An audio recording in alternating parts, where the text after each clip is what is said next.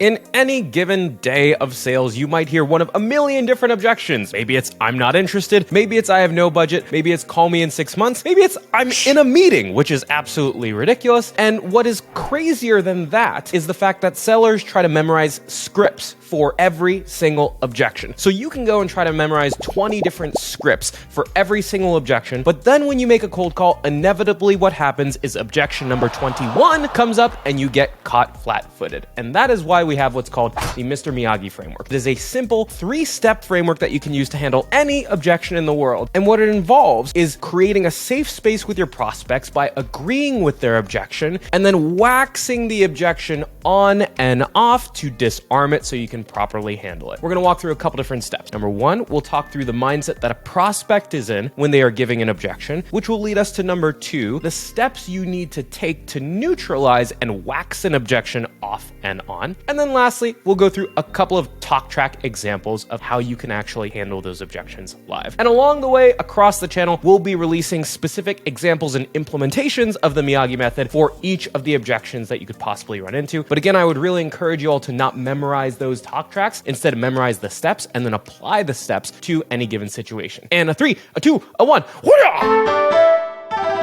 So when you're making a cold call, what you need to realize is most of the time what a prospect is doing is they're either in between meetings, maybe they're multitasking on a Zoom, maybe they're in deep work and you interrupted their day. In other words, they're sort of like a fish sitting and swimming around in a pond. They're going about their day and you decided that it's time to spearfish them. And of course, when they get out of the water and they pick up the phone, they're flopping all over the place. And this is the problem with how most sales reps try to handle objections. They try to handle the objection at face value. But what they don't realize is that any objection, whether it's call me in 6 months, I'm in a meeting, no budget, whatever it is, it's the first reaction that pops into their mind that helps them think they're gonna get off the cold call. And so what reps will do is they'll try to pitch to solve for that objection. If someone says, call me in 6 months, they'll try to pitch them on the value they can bring in the next 6 months. If someone says, I have no budget, they'll try to explain their ROI, or they'll try to say, hey, here are all the ways that we can find budget. But what matters less is not the objection itself, but handling the reaction. And that is where the Mr. Miyagi method comes into play,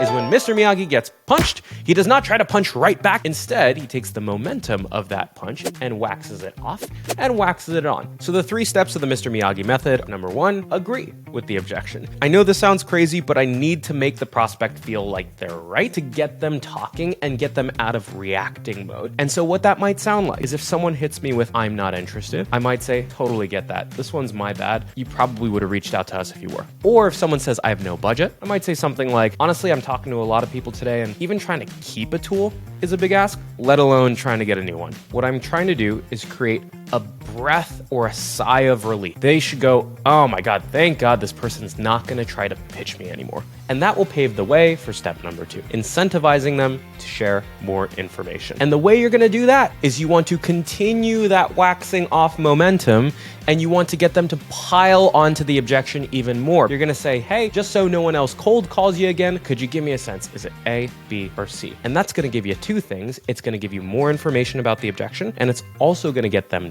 talking, which puts them in a position to finally listen to you because you've created a conversation by hearing them out first. So if someone slams me with, I'm not interested, I might say, hey, I totally get that. I agree with the objection. Just so no one else calls you again, is it because you're doing this in-house or you already have a solution in place? Or if someone says, I have no budget, I might say, I totally get that. I'll agree with the objection. And then I might say, hey, just so no one else calls you again, could you give me a sense? Is it because budgets are frozen today, but they'll open up later? So what I'm trying to do is get them to tell me, this is why I'm objecting to you. And that is the reason that no one's ever gonna call you ever again.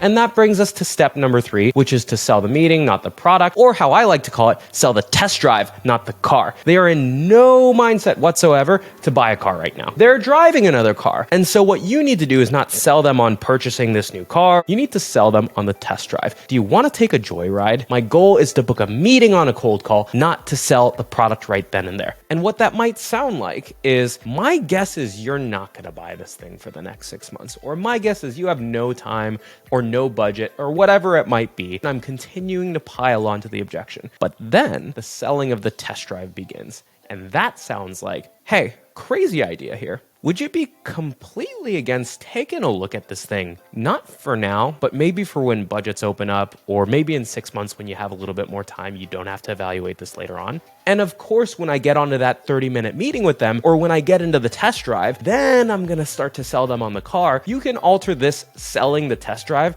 for any objection, and it's extremely malleable. So let's recap. Step number 1 was to agree with the objection, to have some sort of statement that allows you to say, I totally get it, you're right, we shouldn't even consider buying this thing in the next 6 months. Step number 2 is to incentivize them to share a little bit more information. I want to create a safe space and ask them why I should never call them again to get them talking even more. And then step number 3, we talked about selling the test drive. What are you going to get out of this meeting with me? Even if you never consider buying this thing, you're still gonna get the joyride, and that joyride might be the thing that converts you from objection to customer in a couple months. Alrighty, folks, we're gonna practice this in a couple videos around the channel. We're actually dropping this series all at once, so why don't you go check out some of the other iterations of the Miyagi method in action, and you'll get to see some of these talk tracks live. But again, don't memorize those talk tracks. Memorize the framework and practice the talk tracks and practice listening so you can agree, incentivize, and sell the test drive. Alrighty, folks, peace out.